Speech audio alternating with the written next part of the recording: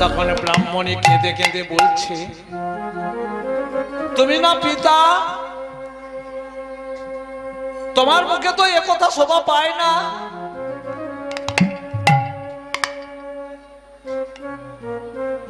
তোমার মনে নেই সেই চাণক্য পণ্ডিতের শ্লোক, ও বিদ্যা জীবন শূন্য দিক শূন্য বান্ধবা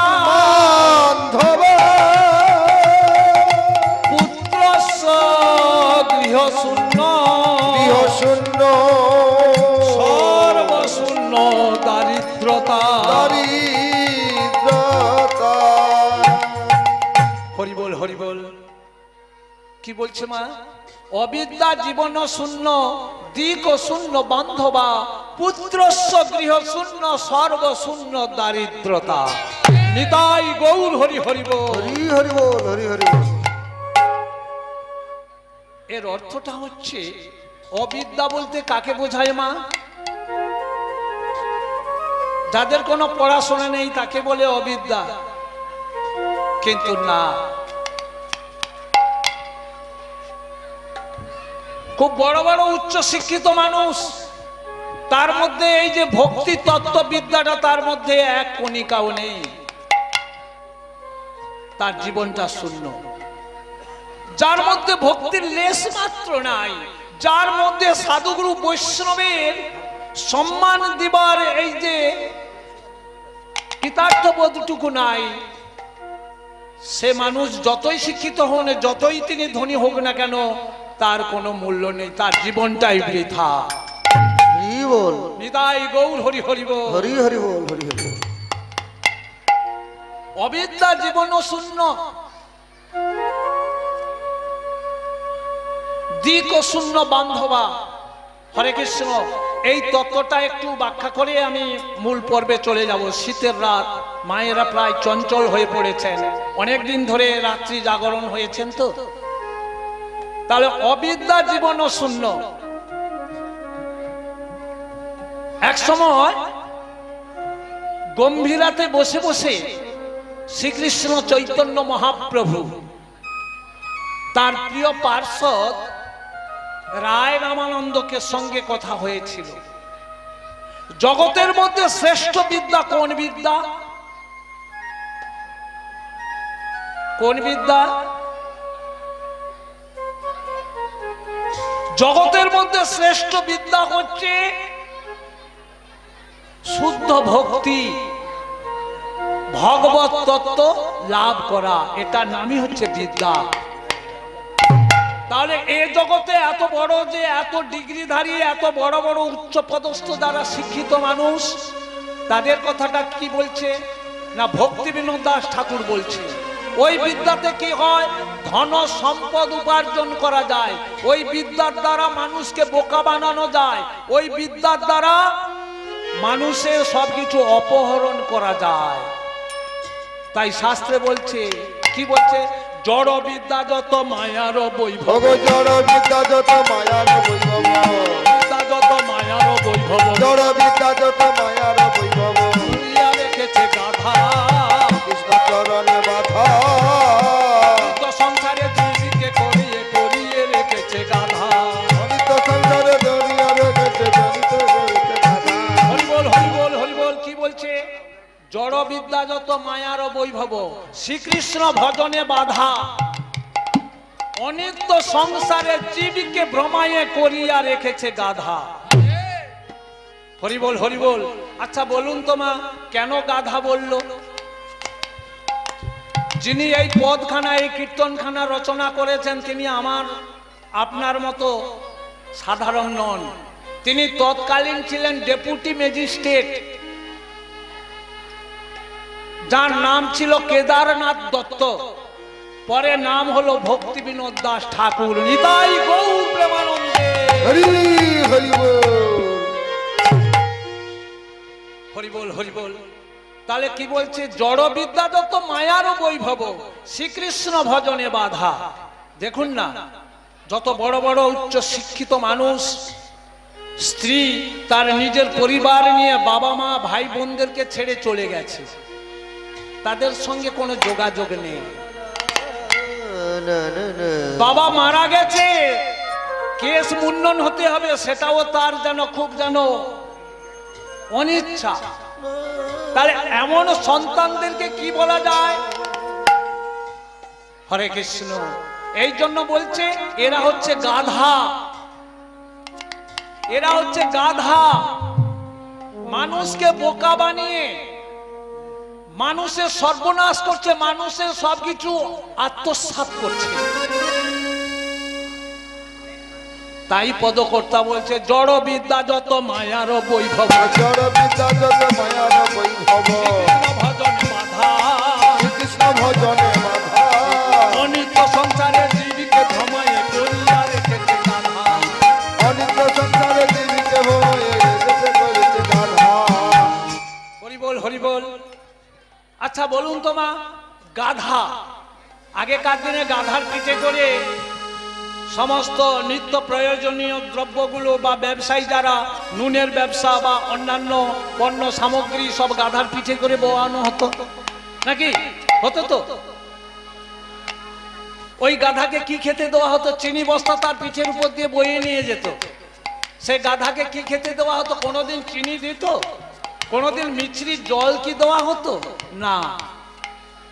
তাকে কিছু তাদের যে উপযুক্ত খাওয়ার, এই ঘাস বলুন বা কুড়ো বা ভুসি এইসব দিয়ে একটু জল দিয়ে তাকে এইভাবে তাকে প্রতিপালন করা হতো। তেমনি যারা শিক্ষিত সমাজ, যারা গুরু দীক্ষা নেয় নাই, যারা সাধুগুরু বৈষ্ণবের চরণে সান্নিধ্যে যায় না, যারা মঠ মন্দির দেবালয়ে যারা যায় না, কিছু মুক্ত হস্তে দান করেন না, তারাও ওইভাবে গাধা। নিতাই গৌর হরি হরি বল, হরি হরি বল, হরি হরি বল। এইরকম যদি কোনো শিক্ষিত মানুষ থাকেন, সরাসরি আমার সঙ্গে কথা বলুন। কেন? আমি কয়েকশো কোটি টাকার মালিক হলাম, আমার এই টাকা কয়েক পুরুষ খেয়েও শেষ করতে পারে না, কিন্তু আমার মনটা এখনো গোপালের গৌর হরির চরণে গেল না, আমার মনটা এখনো সাধুগুরু বৈষ্ণবের কাছে গেল না, আমার এই সুন্দর দেহটাকে আমি এখনো পবিত্র করতে পারলাম না, শুদ্ধ করতে পারলাম না। যখন এই সংসার ছেড়ে চলে যাবে কি পাবে? কি পাবে গো মা? হরে কৃষ্ণ। কি পাবে জানেন? যখন কাঁধে করে যখন শ্মশান যাত্রী নিয়ে যাচ্ছে, তখন তার জন্য কি নিয়ে গেছে? সঙ্গে দেবে এক মুঠো গোটা কয়েক কড়ি, দু চোখে তুলসীর পাতা, সঙ্গে মাটির হাড়ি। অগ সঙ্গে দেবে এক মুঠো তিল, হরি বল, হরি বল, হরি বল। গোটা কয়েক কড়ি, দুই চোখে তুলসীর পাতা, সঙ্গে মাটির হাড়ি। না না না না, আমার যে এত বাড়ি, আমার যে এত বিষয় সম্পদ, আমার স্ত্রী সারা গায়ে আমি কত গহনা আবরণ আমি গড়িয়ে দিয়েছি, আমাকে কি কেউ কিচ্ছু দেবে না? আমার সঙ্গে কি কেউ এরা যাবে না, যাদের জন্য আমি এত কিছু করলাম? না বন্ধু না, এটাই হচ্ছে বিধির বিধান, এটাই হচ্ছে নিয়তির খেলা। সঙ্গে দেবে এক মুঠো গোটা কয়েক কড়ি, দু চোখে তুলসীর পাতা, সঙ্গে মাটির হাড়ি। সঙ্গী দেবী এক মুঠো তিল, গোটা কয়েক কড়ি, দু চোখে তুলসীর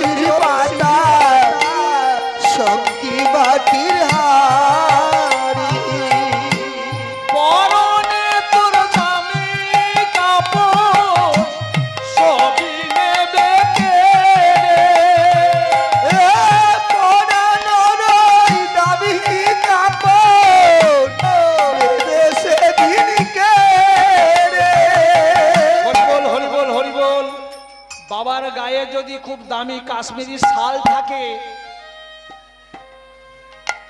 আস্তে আস্তে শালটা খুলে নেবে। বাবা শিক্ষিত মানুষ, কাশ্মীর থেকে খুব ভালো নামি দামি শাল এনেছে, ভালো কোম্পানি। 5টা আঙুলের মধ্যে 4টি আঙুলে সুন্দর সুন্দর মডেলের আংটি ছিল, সেগুলো খুলে নিল। আর যখন মৃত্যু যন্ত্রণায় ছটফট করছে, তখন কানের কাছে গিয়ে বলছে, বাবা তোমার অ্যাকাউন্ট গুলো কোন কোন ব্যাংকে আছে, বইগুলো দিলে ভালো হয় না? আর তখন তার শ্বাসে গলায় ঘড় ঘড় শব্দ হচ্ছে, পরনে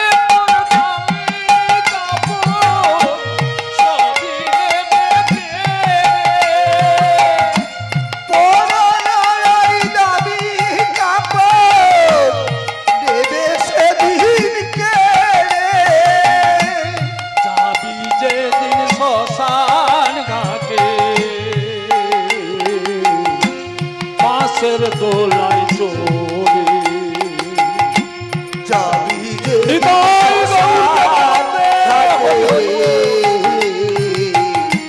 বাসের দোলায় চোরে।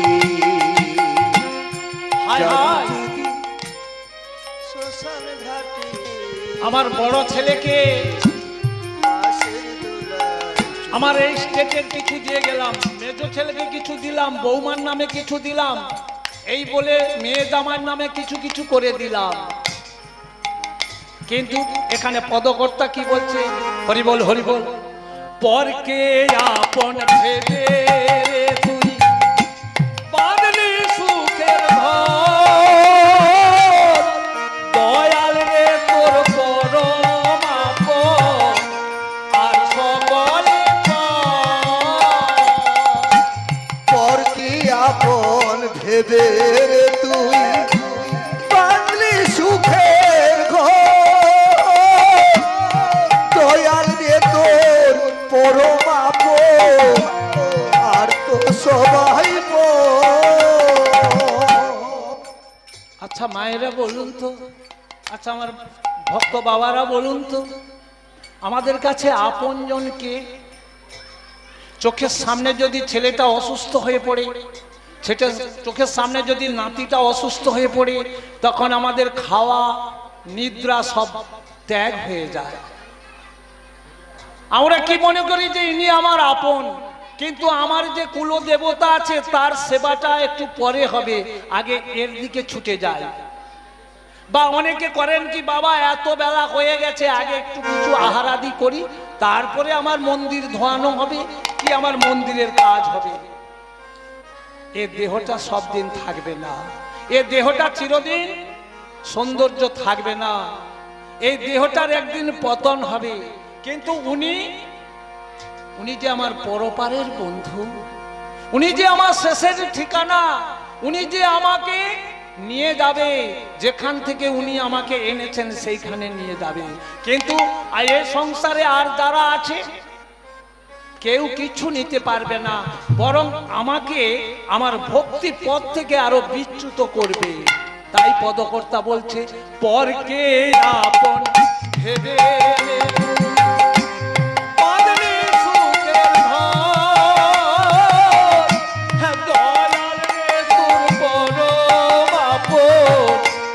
আর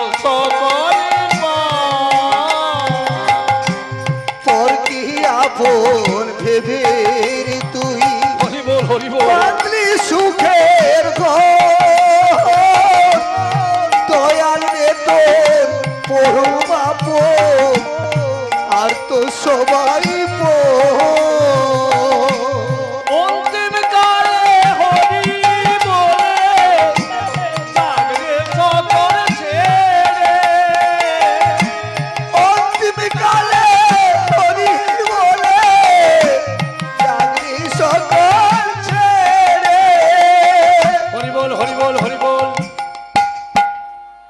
আপনারা ভাবছেন যে বাবু বিল্লমঙ্গল চিন্তামণি এই লীলা বা এই ভক্ত চরিত্র আরম্ভ করে দিয়ে এই সব কথাগুলো বলছে। এই কথাগুলো আগে আমাদের জানতে হবে। বিল্বমঙ্গলের জীবনে যেমন একজন নারী তার প্রেম প্রণয়ে আসক্ত হয়ে উভয়ের মধ্যে যে তাদের মিলন হয়েছিল, তবে তার বিবাহিত স্ত্রী নয়, সে ছিল একজন বার বনিতা। সেই বার বনিতা নামক এক রমণী, চিন্তামণি নামক ওই রমণীর কাছ থেকে সে তার জীবনের শ্রেষ্ঠ পথ সে পেয়েছিলেন এবং সেই পথে যেতে যেতে ভগবান শ্রী গোবিন্দ আমার তাকে কৃপা করেছিলেন। তাহলে আমরা যাকে নিয়ে ঘর করছি, আমরা বলছি এ আমার সহধর্মিণী,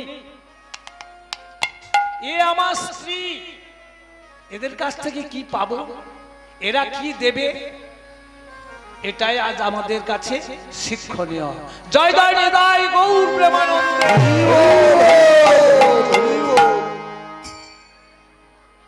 তাই আমাদের ভক্তি বিনোদ দাস ঠাকুর কি বলেছেন যে মহাজন যেন গতস্ব পন্থা। একটু কথা বলে নিমা, মহাভারতের বগরূপী ধর্ম এক সময় পঞ্চপাণ্ডব যখন বনবাসে গিয়েছিলেন, সেই বনবাসে গিয়ে পিপাসায় আতুর হয়ে জলাশয়ের অন্বেষণ করছেন, কিন্তু সেই জল আনতে গিয়ে প্রথমে গেলেন ভীমসেন। হরে কৃষ্ণ, একটু কথাগুলো মন দিয়ে শুনবেন মা। আজকের গোপালের ধামে এসেছেন, কথাগুলো একটু মন দিয়ে শুনবেন, কারণ এখানে এসেছি আমাদের কিছু নিতে হবে। আমরা কি নেব এখান থেকে? এখান থেকে আমরা কি নেব না? গোপালের চরণামৃত তুলসী আর তার কিছু লীলা কথা। সেই বগরূপী ধর্মরাজ তিনি বগরূপ অবলম্বন করে, মানে ছদ্মবেশে বগ হয়ে একটি বৃক্ষের উপর বসে আছে, একটা মায়া সরোবর একটা সৃষ্টি করছেন। আর সেখানেই ভীমসেন গিয়েছে জল আনতে। ভর দুপুর বেলা জলের পাত্র নিয়ে গিয়ে বলছে দাদা বলেছে বা ভাইদের জন্য জল নিয়ে যাব, আগে আমি নিজের পিপাসা মিটাই।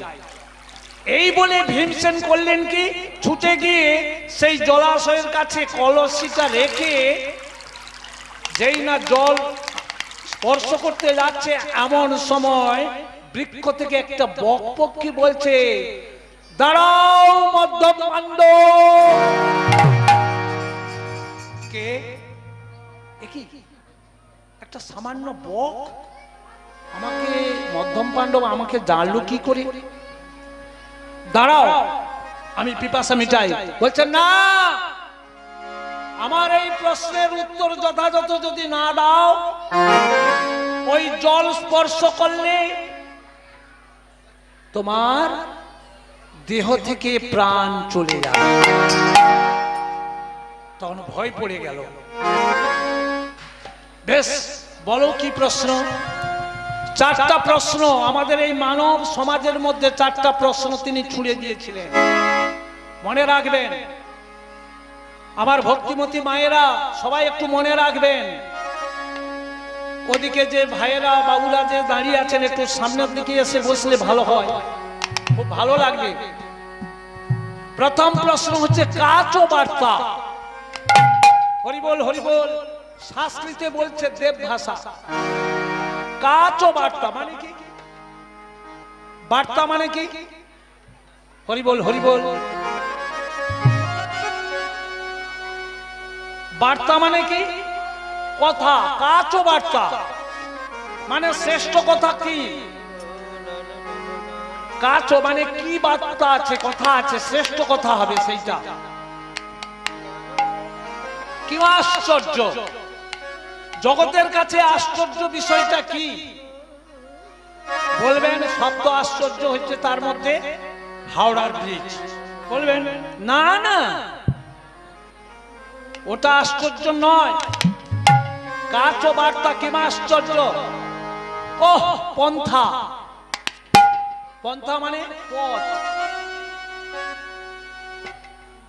জগতের শ্রেষ্ঠ পথ কোনটা? আর কষ্ট মদতে, মানে জগতের মধ্যে শ্রেষ্ঠ সুখী কে?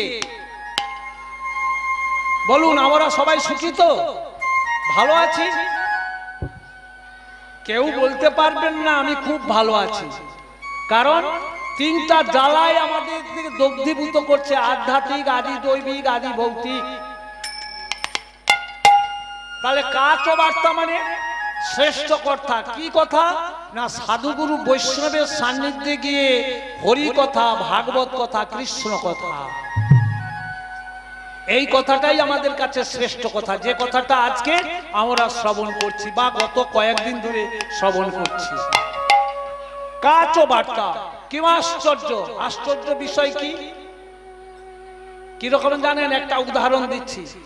দেখেন না কসাইখানা, ওই যে ভাতৃ দ্বিতীয়া কিংবা জামাই ষষ্ঠীর দিনে যারা ঘাতকগণ দোকানে বেশ সুন্দর করে ফুলের মালা টালা সাজিয়ে দিয়ে সেখানে ছাগলগুলোকে বধ করা হচ্ছে। একসঙ্গে 10-20টা ছাগল সেখানে বেঁধে রেখেছে, কিন্তু সব ছাগলকে তো একসঙ্গে বা একদিনে কাটবে না, তাদেরকে কিন্তু অসস্ত পাতা বা কিছু লতা পাতা দেওয়া হয়েছে। তারা কিন্তু আপন মনে খাচ্ছে তো, কিন্তু সেই ছাগলগুলো জানে না যে আমারও এইভাবে অপঘাত মৃত্যু আছে। এটাই আশ্চর্য। ঠিক আশ্চর্য আমাদের মানব সমাজ। এই সংসারে ছোট্টবেলায় দাদু চলে গেছে, বাবা চলে গেছে, এবার আমার পালা, কিন্তু আমি কিন্তু এখনো সেই অসস্ত পাতা লতা পাতা খাচ্ছি ছাগলের ন্যায়। মানে এই সংসার। তাই কি বলছে? সংসার সংসার করি মিছে গেল কাল, মিছে গেল কাল, না হইল কিছু ঘটিল জঞ্জাল, ঘটিল জঞ্জাল। এই জঞ্জাল জালের মধ্যে আমরা সবাই জ্বলে মরছি, সবাই আমরা আষ্টে পৃষ্ঠে জড়িয়ে পড়েছি। তাই কাচ বার্তা কি আশ্চর্য! পন্থা বলতে পথ। কোন পথ আমাদের কাছে শ্রেষ্ঠ? না মহাজন যেন গতস্য পন্থা। মহাজনগণ যেই পথে গেছেন আমাদেরকে সেই পথ অনুসরণ করতে হবে। নিতাই গৌর প্রেমানন্দে। হরি বল, হরি বল। কষ্ট মদতে মানে সুখীকে। অনেকে বলেন না বাবা আমার কোনো ঋণ নাই, কেউ একজন বলতে পারবেন না আপনি আপনার কোনো ঋণ নেই। ও তো সামান্য ঋণ, সমিতি থেকে নিয়েছেন, ব্যাংক থেকে নিয়েছেন, মায়েরা এখন গ্রুপ লোন করছেন, কিছু ঋণ নিয়েছেন, ও ঋণ সামান্যতম। আমাদের মধ্যে কতগুলো ঋণ আছে? দৈব ঋণ, ঋষি ঋণ, রাজ ঋণ। দৈব ঋণ কি? আচ্ছা বলুন তোমা, আমাদের প্রত্যেকের বাড়িতে বৈদ্যুতিক বাতি জ্বলছে, মানে লাইট জ্বলছে, টিভি চলছে, ফ্রিজ চলছে, এর জন্য একটা মাসোহার একটা বিল দিতে হয়, কারেন্টে দিতে হয়। তো এক মাস বন্ধ হয়ে গেলে আপনার লাইনচ্যুত হয়ে যাবে। কিন্তু আমাদেরকে যে জন্ম থেকে মৃত্যু পর্যন্ত যিনি আলো দিচ্ছেন, তাপ দিচ্ছেন, তিনি হলেন সূর্যদেব। হরি বল। তার ঋণ কি পরিশোধ করছি? গোবিন্দ হরে বল গোপাল জয় জয়, গোবিন্দ হরে বল গোপাল জয় জয়, গোবিন্দ হরে বল গোপাল জয় জয়, গোপাল জয় জয়, গোবিন্দ জয় জয়, গোপাল জয় জয়, গোবিন্দ জয় জয়, গোবিন্দ হরে বল গোপাল জয় জয়, গোবিন্দ হরে বল নিতাই গৌর প্রেমানন্দে। গোবিন্দ হরে বল গোপাল জয় জয়, গোবিন্দ হরে বল গোপাল জয় জয়। সূর্যদেবের বিলটা মিটান তো কি? এক মাসের বিল না দিলে কারেন্ট অফিসে আমার লাইনটা কেটে দিয়ে চলে যাবে। তাহলে আমার জন্ম থেকে মৃত্যু শেষ দিন পর্যন্ত যিনি আলো দিচ্ছেন, তাপ দিচ্ছেন, তার জন্য কি দিলাম? এটাই হচ্ছে ঋণ। এখন বাড়ি বাড়ি সাবমার্সিবল এবং পাইপলাইন দিয়ে আপনার ল্যাট্রিন, বাথরুমে, ডাইনিং রুম পর্যন্ত জল চলে যাচ্ছে, একটু ছোট করে জল চলে যাচ্ছে, তার জন্য মাসোহারা একটা টাকা দিতে হয়। হয়তো যে জল মা গঙ্গা প্রভুর কৃপায় আমরা পাচ্ছি, সে জলের জন্য কি ঋণ বা কি আমরা ট্যাক্স বা বিল দিচ্ছি? দিইনি তো। এইগুলো হচ্ছে দৈব ঋণ।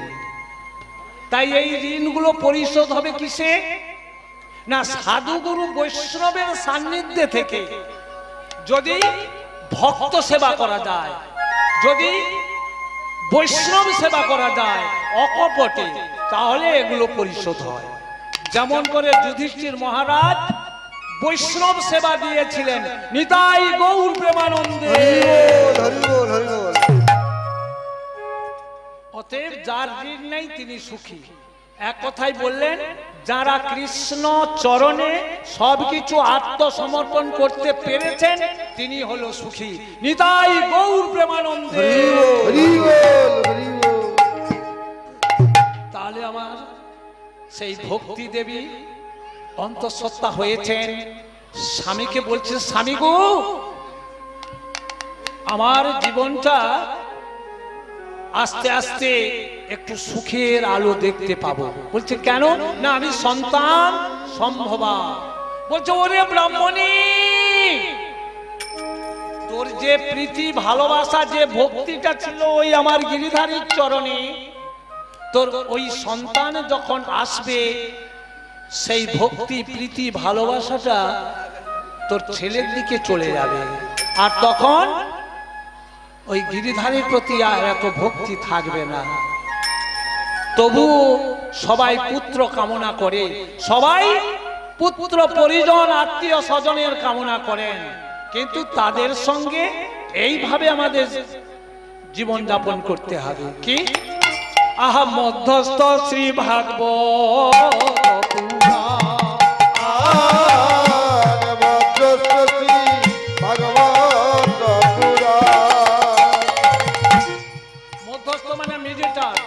ভাগবত, গীতা, পুরাণ, এগুলো আমাদেরকে পাঠ করতে এবং সেই কথা মন্ত্র চলতে হবে।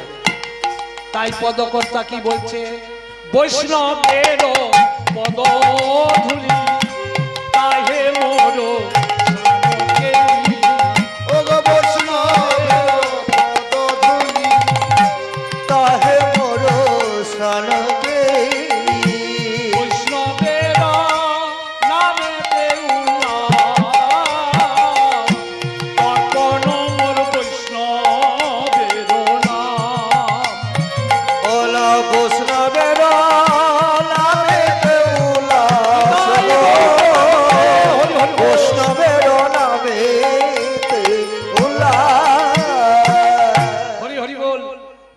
তার্কিকগণ কি বলেন জানেন? এই যে চরণামৃত, এই চরণামৃত পান করে কোথায় রাখবো? তুলসী পত্র চিবিয়ে খাবো না গিলিয়ে খাবো, মানে ঘিটে খাবো? এই রকম সব মানে যে প্রশ্নের কোনো উত্তর হয় না। দেখুন, তুলসী এটা একটা তো পাতা, তাকে যদি নিখুঁত ভাবে তাকে যদি আমি গিলে খাই, সেটা বেরোবে কোন দিক দিয়ে? হরিবল হরিবল, একটু মন দিয়ে শুনুন, কোনটা দিয়ে বেরোবে? তুলসী হচ্ছে সাক্ষাৎ ভগবান। তুলসীকে চর্পণ করলেও কোনো দোষ নেই। কেন না? যে মহাপ্রসাদ খাচ্ছি আমরা চর্পণ করে খাচ্ছি না গিলে গিলে খাচ্ছি? কি করব? এইসব প্রশ্নের কোনো উত্তর হয় না। একজন কীর্তনিয়া ইউটিউব দ্বারা নানা রকম ভাবে মানুষকে বিভ্রান্ত করছে। কেউ বলছে হরি মন্দির রাখুন বাম দিকে। এগুলো মানুষকে একেবারে বিভ্রান্ত করা। আর আমরা ছুটে যাই তাদের কাছে, মনে হয় কিছু আমি ওর কাছে গেলে কৃতার্থ সাধন হবে, কিন্তু না। বাড়িতে তুলসী দেবী আছে, তুলসীর সেবা করুন, সাধুগুরু বৈষ্ণবের সান্নিধ্যে যান। যারা এইভাবে অপসিদ্ধান্ত কথা বলে তাদের কাছে গিয়ে কিছু লাভ হবে না। তাই পদকর্তা কি বলছে, বৈষ্ণবের তাহে মোর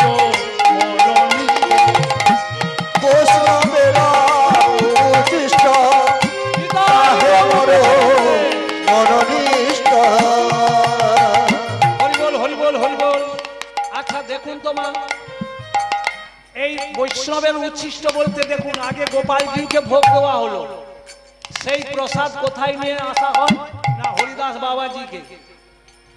ইনি ছিলেন সিদ্ধ পুরুষ পরম বৈষ্ণব। তাই এখানের প্রসাদ আর বাড়ি গিয়ে প্রসাদ দুটোর মধ্যে অনেক তফাৎ আছে, আছে তো? নিতাই গৌর হরি হরি বল, হরি হরি বল, হরি হরি বল। তাই পদকর্তা কি বলছে, বৈষ্ণবের তাহে মোর মনোনিষ্ট, বৈষ্ণবের উচ্ছিষ্ট তাহে মোর মনোনিষ্ট, বৈষ্ণবের নামেতে উল্লাস, বৈষ্ণবের নামেতে উল্লাস,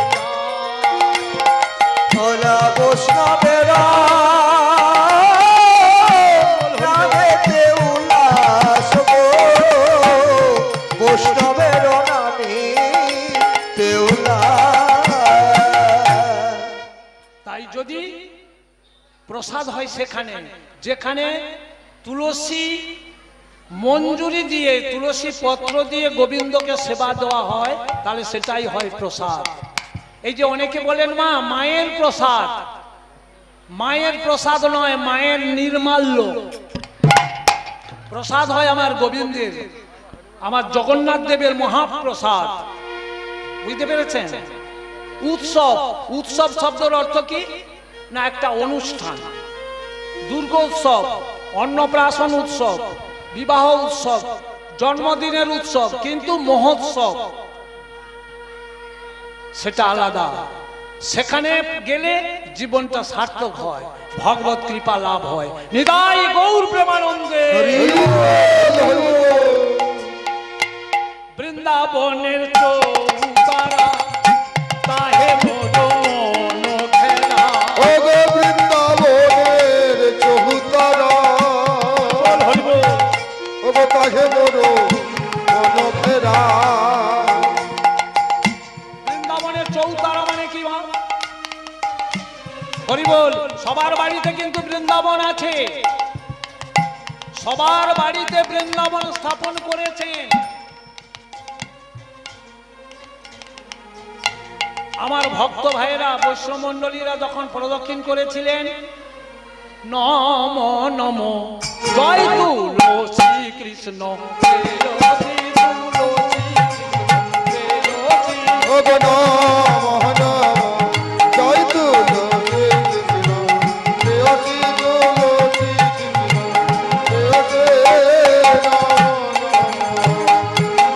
রাধা কৃষ্ণের সেবা পাবো, রাধা কৃষ্ণের সেবা পাবো, এই অভিলাষ। ও গো রাধা কৃষ্ণের সেবা পাবো, এই অভিলাষ। নিতাই গৌর প্রেমানন্দে।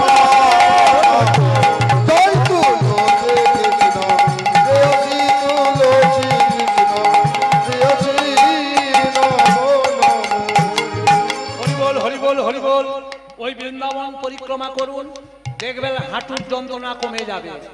সমস্ত নার্ভগুলো শিথিল হয়ে গেছিল, আস্তে আস্তে সেগুলো সচল হয়ে যাবে। কারণ ওই বৃন্দাবনে আমার রাধা গোবিন্দ তথা গোপ গোপী সখীগণ সবাই রয়েছেন। জয় গুরু। তাহলে আমার সেই ভক্তি দেবী, আমার সেই ব্রাহ্মণী, ওগো দিন যায় মাস যায়, শুভ দিন এলো, দিন যায় মাস যায়,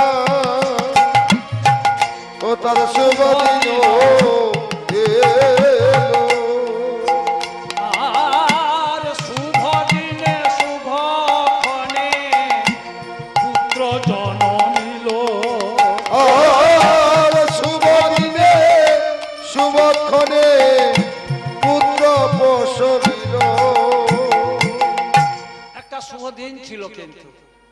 হরে কৃষ্ণ।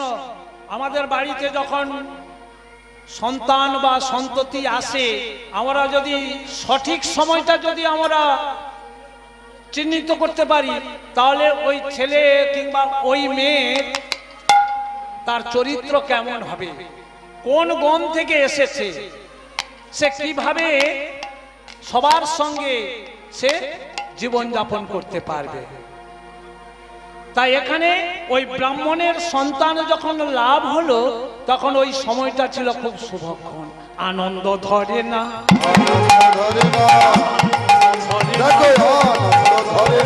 ব্রাহ্মণের ঘরে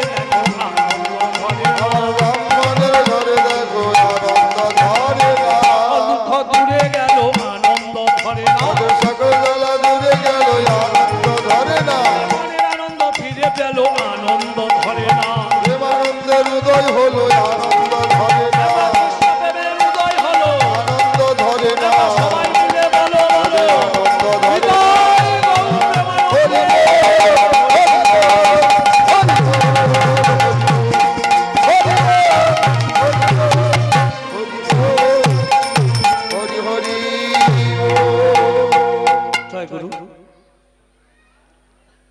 আপনারা আশীর্বাদ করলেন বা আমাকে উৎসাহিত করলেন, তাই আপনাদের হয়ে আমার আরাধ্য শ্রী রাধা গোবিন্দ তথা গোপালজির চরণে প্রার্থনা করি, আপনাদের প্রতি তিনি যেন করুণার বাড়ি সিঞ্চন করেন, আপনাদের সুন্দর সংসার, সুন্দর জীবনটাকে যেন সুখময় করেন এবং ভগবত ভক্তি যেন উনি প্রদান করেন।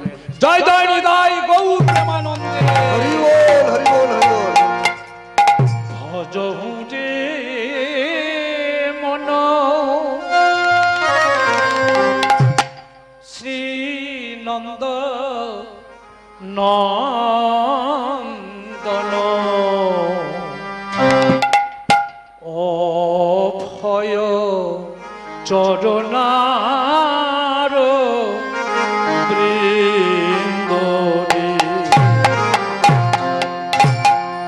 ভজ হুরে মন শ্রীনন্দের নন্দন অভয় চরণার বৃন্দরে মন দুর্লভ মানব জনম সঙ্গে দুর্লভ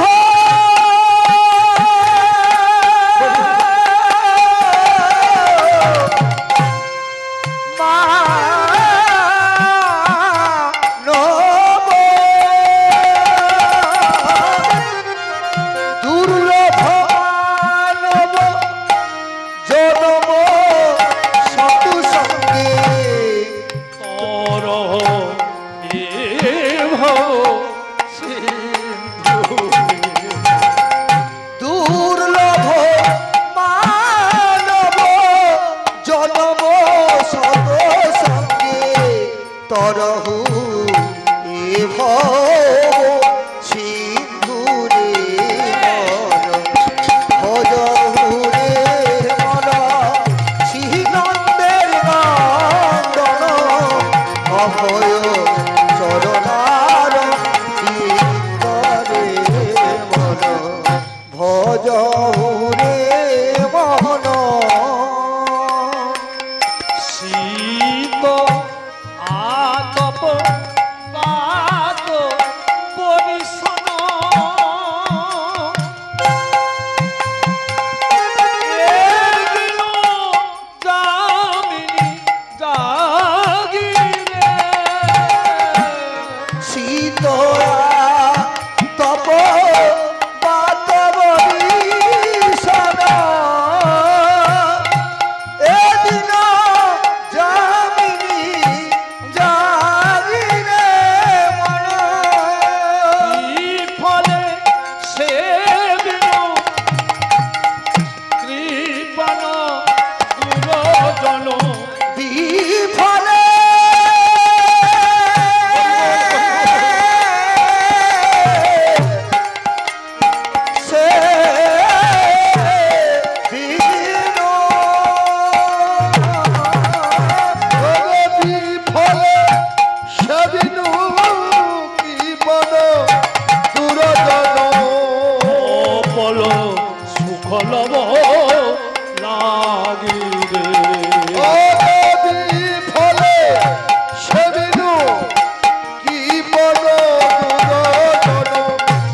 কমল সুফল ভোলা গিরি ওরে ভজ মুরে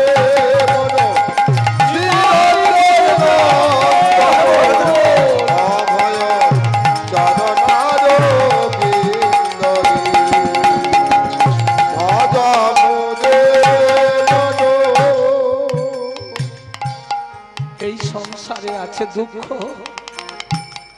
এই সংসারে আছে জ্বালা যন্ত্রণা, এই সংসারে থেকেও সব জ্বালা যন্ত্রণা উপেক্ষা করে সেই নন্দনন্দন শ্রী গোবিন্দ গোপালের চরণ আমাদেরকে আশ্রয় করতে হবে। তাই পদকর্তা বলছে, এ ধন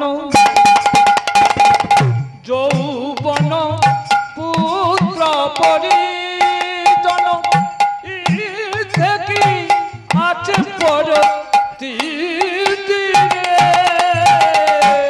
এ ধন যৌবন পুত্র পরিজন থেকে আছে পর পিতৃ। হরিবল হরিবল। এই দেহটা চিরদিন সমান যাবে না। আজকে যারা এত সুখী হয়তো একদিন তারা দুঃখী হবে। আজকে যার সংসারটা পরিপূর্ণ কালকে হয়তো শূন্য হয়ে যাবে। এ তো বিধির বিধান। তাই পদকর্তা বলছে, এ ধন যৌবন পুত্র পরিজন থেকে আছে এ ধন যৌবন পুত্র পরিজন এ ধন এ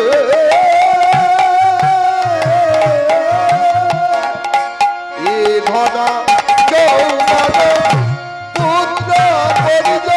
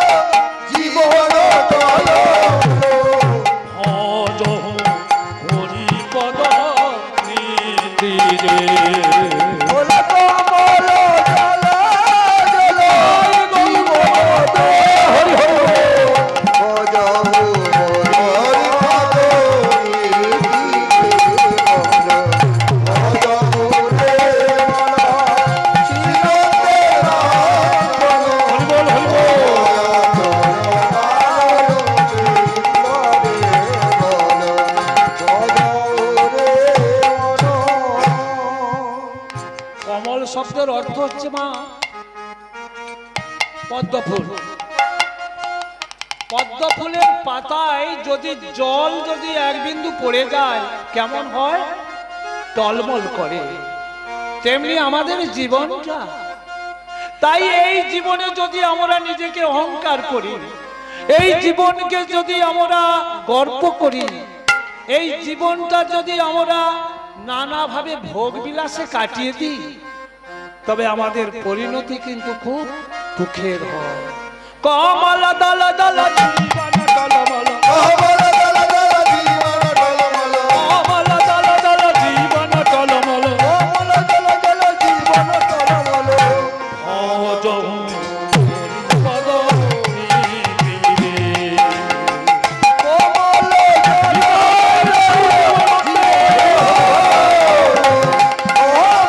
দল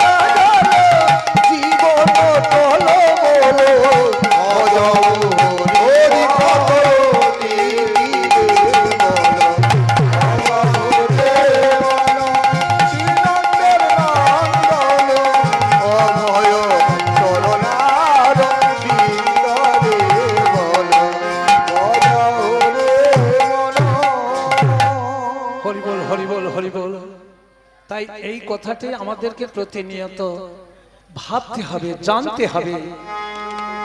হরে কৃষ্ণ। আরো কিছু আমাদের তত্ত্ব উপদেশ আরো কিছু বলার ছিল, কিন্তু সময়টা আমাকে যথা সময়ের মধ্যে পৌঁছে যেতে হবে গন্তব্যস্থানে। তাহলে ওই সুরেশ মঙ্গলের বাড়িতে একটি নবজাত শিশু এসেছে, সবাই মিলে আনন্দ করছে।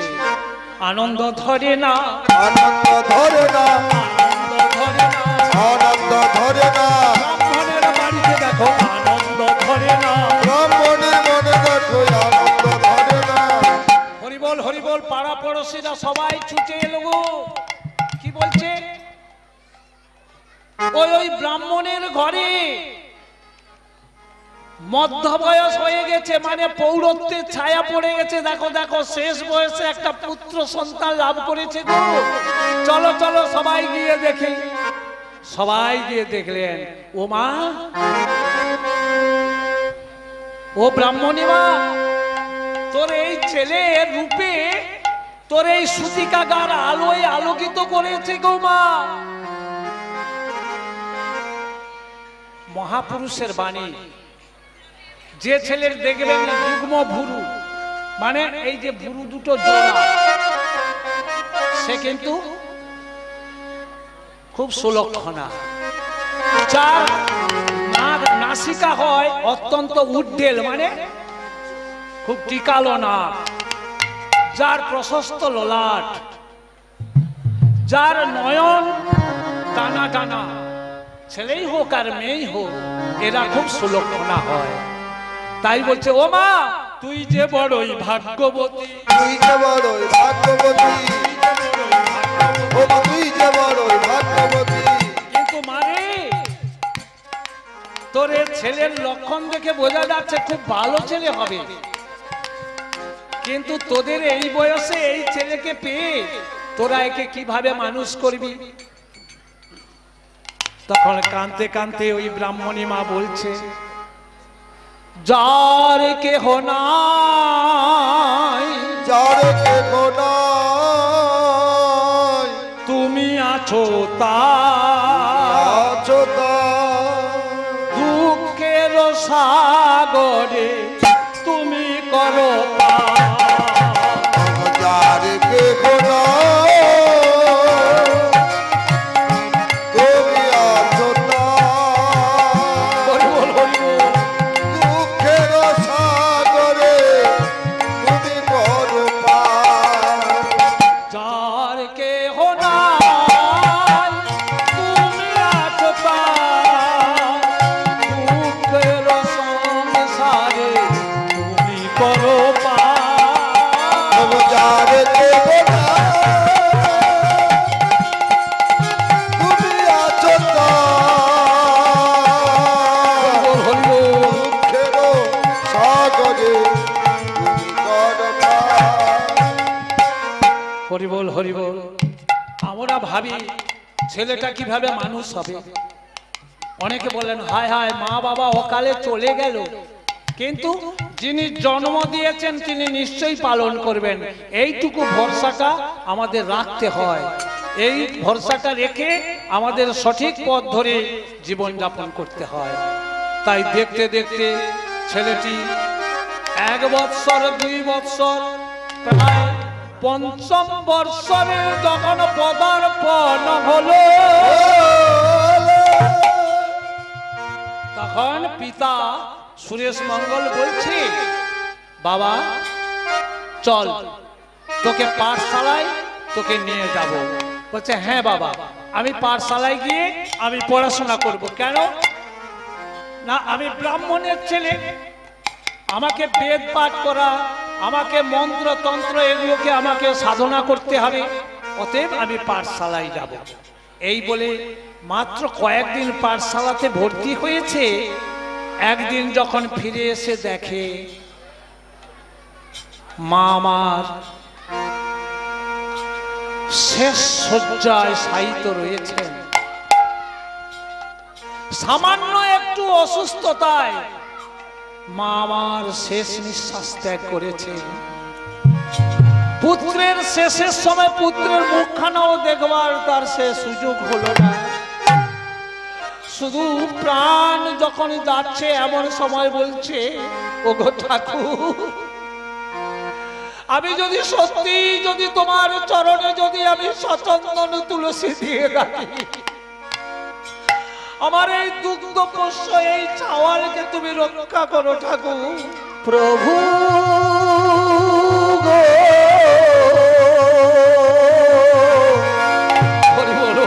প্রভু গো, ও গো প্রভু আমার, ও গো কৃপাময়, ও গো প্রভু গো। না না, ওই ব্রাহ্মণের কপালে আর সুখ সইল না গো। তার সকল মায়া কাটিয়ে বিধির বিধান মেনে তাকে চলে যেতে হলো। এদিকে যখন পতি দেবতা তিনি যখন এসে দেখে, একই ব্রাহ্মণী,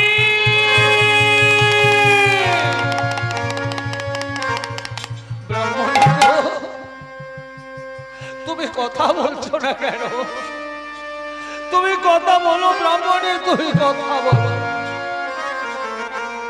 আর তো কথা বলে না। ব্রাহ্মণ হাহাকার করে কেঁদে উঠল, আর প্রতিবেশী সবাই ছুটে এসে ওই ব্রাহ্মণকে সান্ত্বনা দিচ্ছে। আর এমন সময় পাঠশালা থেকে মা মা বলে ডাকতে ডাকতে যখন বিল্বমঙ্গল ছুটে আসছে, মা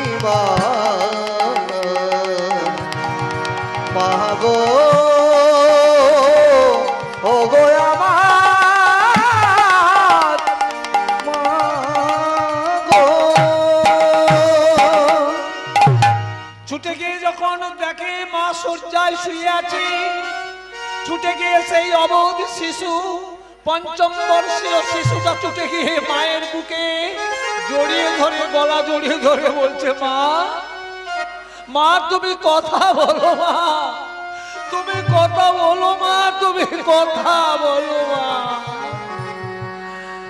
পুত্রকে কিভাবে সান্ত্বনা দেবে, আর নিজেও বা কিভাবে সান্ত্বনা নিজেকে দেবে খুঁজে পাচ্ছে না। তাই নীরব নিথর হয়ে ওই ব্রাহ্মণ ঠাকুর বসে রয়েছে। একদিকে মাকে দেখে বলছে, মা তুমি কথা বলো, মা কথা বলো। আর অন্যদিকে বলছে, পিতা মা কেন কথা বলছে না? ওরে বিল্ল, তোর মার কোনদিন কথা বলবে না রে। না না না, এ কথা আমি শুনবো না। মা মায়ের চরণ ধরিয়া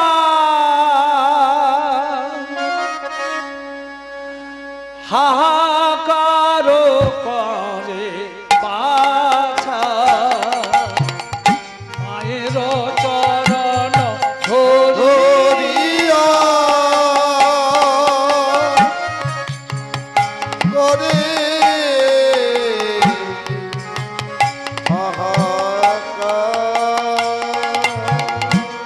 কথা বলো, মা কথা বলো। মা তো আর কথা বলছে না। তখন একজন বয়স্ক একজন এক বাবু এসে বলছে, ওরে বিল্ল, আজ থেকে তোর মার কোনোদিন কথা বলবে না। তোর মা এ ধরা ছেড়ে চলে গেছে। চলে গেছে মানে আমার মা তো এই শুয়ে আছে। বলছে, না রে না, তোর মায়ের এই দেহটা পড়ে আছে, তোর মায়ের দেহ থেকে যে তোর মা ছিল সে চলে গেছে। তাই কাঁদতে কাঁদতে বলছে, ভবে মায়ের মতো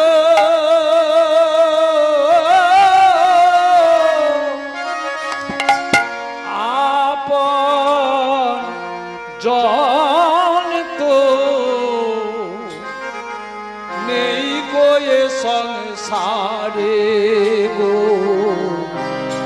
ধন পরিজন সকল মিলে মা তো মিলে না গো, মা তো মিলে না। ভবের মায়ের মতো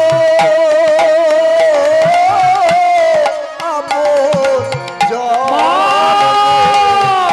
নেই গো এ সংসারে, ধন পরিজন সকল মিলে মা তো মিলে না রে, মা তো মিলে না। ওরে বিল্লু, তোর মার কথা বলবে না রে, তোর মার কোনোদিন কথা বলবে না।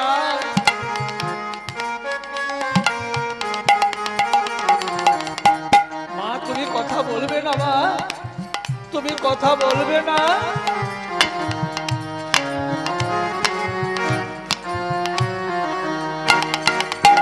হবে হারা কাঙাল যারা তারা ভাসে নয়ন জলে, হবে মহারাজা কাঙাল যারা তারা ভাসে নয়ন জলে, জাদু বাধা বলে তাদের নেয় না কোলে তুলে, যারা তাহারা কাঙাল যারা তারা ভাসে নয়ন জলে, নেয় না কোলে তুলে আই জাদু সোনা বলি।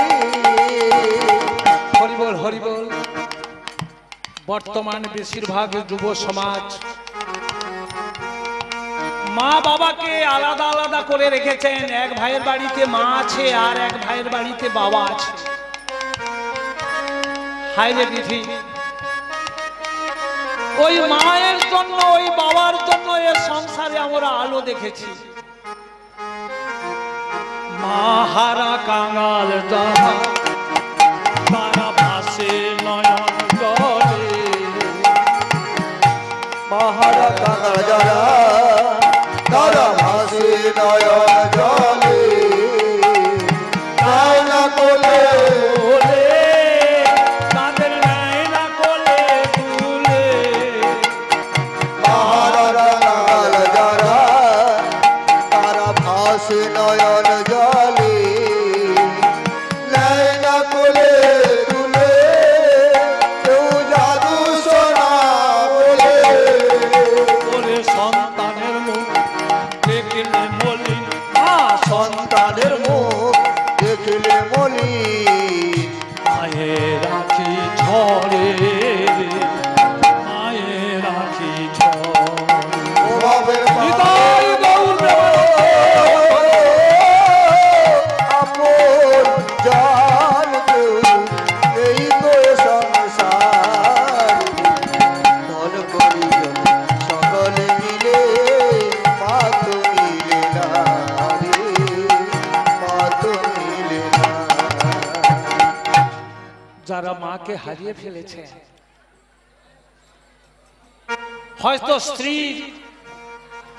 হয়তো স্ত্রীকে ভালোবেসেছেন, মায়ের প্রতি অশ্রদ্ধা অবজ্ঞা অবহেলা করছেন, কিন্তু একদিন বুঝতে হবে যে আমরা কাকে হারালাম। যে মা যদি সন্তান যদি অনেক দেরি করে বাড়িতে ফিরে, তার যদি ক্ষুধা বা তৃষ্ণা বা কোনো অসুবিধে হয়, মার আগে জানতে পারে যে আমার ছেলের শরীরটা খারাপ, ছুটে গিয়ে বলবে বাবা তোর কি হয়েছে, আয় আয় বাবা বস বস। কিন্তু এই যে মায়ের যে এই মমতা, পৃথিবীতে এর তুলনা আর নেই, কেবলমাত্র মা।